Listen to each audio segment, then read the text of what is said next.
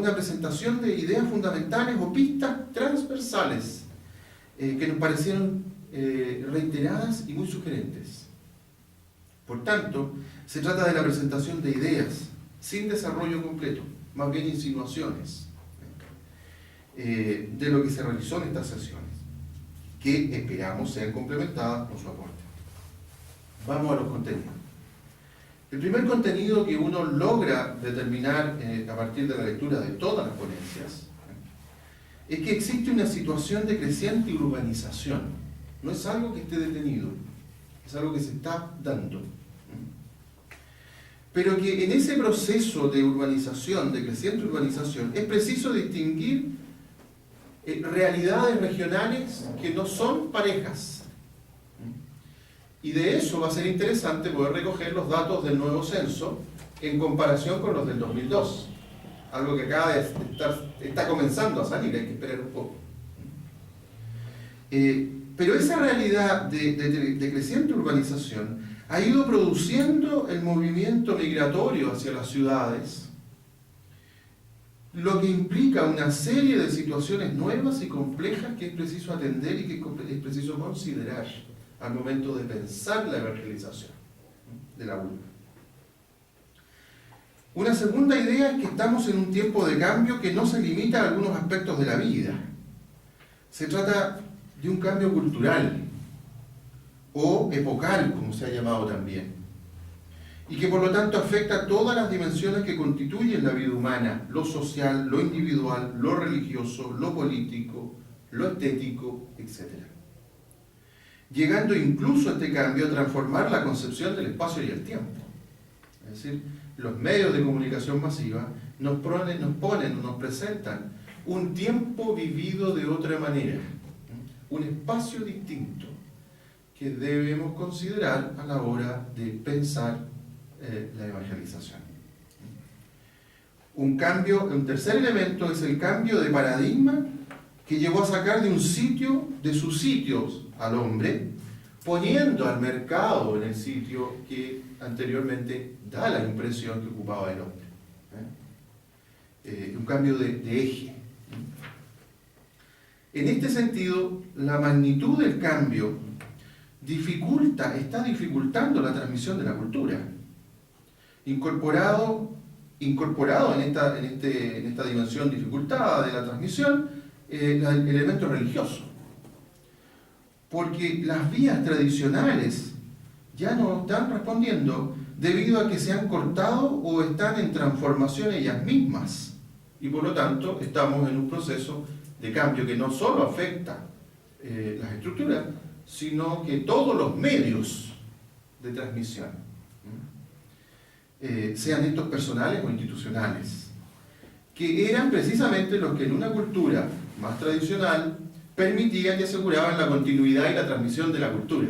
Hoy día eso está en cuestión. Es cosa solo de ver el problema del tema de la fe. La transmisión de la fe durante mucho tiempo estuvo asegurada por los abuelos.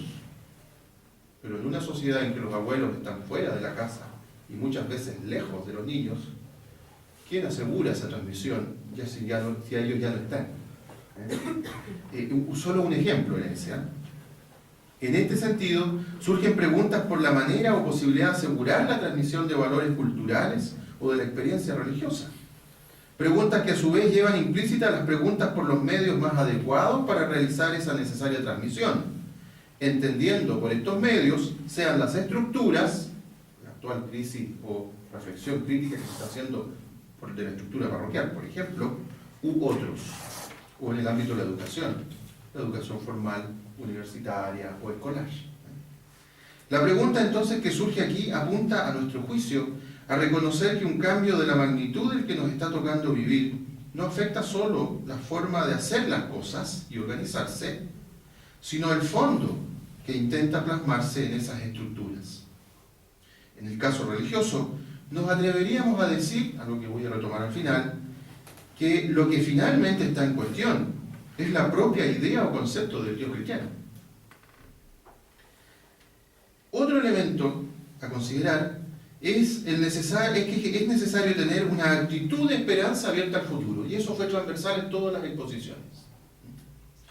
Ante un cambio de esta magnitud, especialmente los cristianos, no podríamos dejarnos contagiar o convertirnos en virus y contagiar a otros con el temor y el pesimismo frente a los tiempos. En este sentido, es importante recordar las palabras del Papa Juan XXIII, quien en la primera sesión del Concilio Vaticano II, cuando llamó a tener una fe en Dios como el Señor de la historia, y con ello deslegitimaba abiertamente a los que solo percibían ruinas en los tiempos modernos. El Papa disiente radicalmente de aquellos que, comillas, en ese documento, llama profetas de calamidades, que siempre están anunciando infaustos sucesos. El Papa toma distancia radicalmente del pesimismo. Acuérdense que el Vaticano II, en el año 62, Europa está convulsionada todavía por la experiencia de la guerra. Es decir, ahí sí hay una situación de profundo problema al final. ¿Por qué hace esto el Papa? Porque su fe le asegura que Dios va guiando a la Iglesia a través de los acontecimientos de la historia, haciendo que incluso las adversidades redunden en su propio bien. Es decir, incluso los problemas son posibilidades. Un último elemento a considerar en términos temáticos es que se requiere una comprensión de la pastoral urbana que sea capaz de superar una visión dualista, que plantee la relación de las partes de modo intrínseco, es decir, que sea capaz de producir una evangelización en la línea de la inculturación, que supere la comprensión de una pastoral solo para la ciudad, es decir, unir a un lugar donde Dios no habita, como única dimensión importante, y que dé cuenta de una pastoral que no solo es para la ciudad, sino que esencialmente es en la ciudad y es desde la propia ciudad. Es decir, incorporar a Dios en la ciudad, o no incorporarlo, reconocerlo presente. Es decir, que para que parta del supuesto de que el Dios de Jesucristo no es que vaya o visite la ciudad, sino que Él habita y se queda en ella. Desde estos temas, que son pocos, transversales, están muy mezclados, que nosotros reconocimos, intentamos atender cuáles eran los desafíos que habían ido surgiendo en las diferentes ponencias y discusiones. Y quisiéramos enumerar algunos. Un desafío es que falta una reflexión teológica de la ciudad que explicita y dé cuenta del estar de Dios en la ciudad con nosotros. Es decir, no caer en la tentación de desarrollar una pastoral que intente convertir la ciudad a la iglesia, ni optar por dejar la ciudad tal como está y solo dirigirse al hombre en una actitud de individuo aislado, porque esto no da cuenta de la antropología cristiana que comprende al hombre como individuo social e histórico, simultáneamente, sino encontrarse con Dios en la ciudad y con el hombre de hoy en ella. Un segundo desafío es que esto supone reconocer, esta necesaria reflexión teológica, supone reconocer y valorar la riqueza del hombre de hoy sin desconocer sus límites y errores, porque tampoco hay que ser optimista e ingenuo. Imaginar las mediaciones que respondan a la experiencia religiosa en la ciudad actual, es decir, a través de un reconocimiento y valoración de las expresiones urbanas. Surge también la necesidad de una pastoral urbana que se atreva a pensar o a repensar nuestra praxis vital, lo que es la fe es vital, en la ciudad, aportando en el reconocimiento y valoración de la tensión propia de una realidad que es compleja por sí misma y que es un elemento muy propio de la modernidad, la complejidad. Lo que se manifiesta, por ejemplo, en diversas tensiones. Peligros, la ciudad aparece como peligro y oportunidad, pero también aparece como el lugar donde está el individuo y la comunidad, y también aparece como el espacio donde se comparte el espacio público y lo privado, donde existe violencia de distinto tipo. Por ejemplo, la violencia delincuencial, como la llamó el sociólogo, que es producto de la pobreza y la injusticia. o la violencia que se sustenta en la discriminación, que puede ser más silenciosa, pero que es mucho más omnipresente. ¿En qué sentido? En que está en todo ambiente soterradamente presente, sea por raza, género, cultura, etc. Todas situaciones que producen miedo finalmente, estas tensiones, y que pueden terminar paralizando la acción evangelizadora. También es necesario asumir e intervenir en una realidad que se hace presente con un fuerte proceso segregador. Y de eso tenemos ejemplo en todo el movimiento estudiantil del año pasado y que empezó el año mucho antes, recordemos el año 2006, que justamente pone el acento en lo segregador del sistema educativo chileno, en, por ejemplo, la arquitectura, la réplica que se hace en ciudades como La Serena, en que se replica la segregación social de Santiago, es decir, barrios en donde solo nos juntamos los más iguales de los iguales. Las segregaciones sociales, raciales, etc.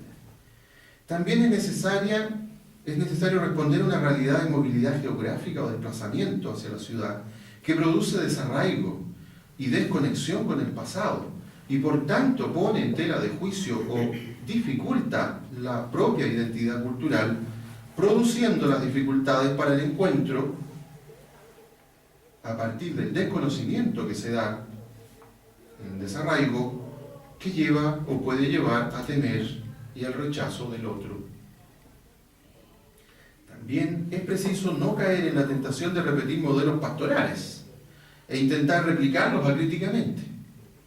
Esta actitud, propia de un concepto errado de unidad, más bien pensado como uniformidad, no da cuenta de la comprensión cristiana de la unidad en la diversidad y neutraliza la creatividad porque se sustenta en los presupuestos y prejuicios.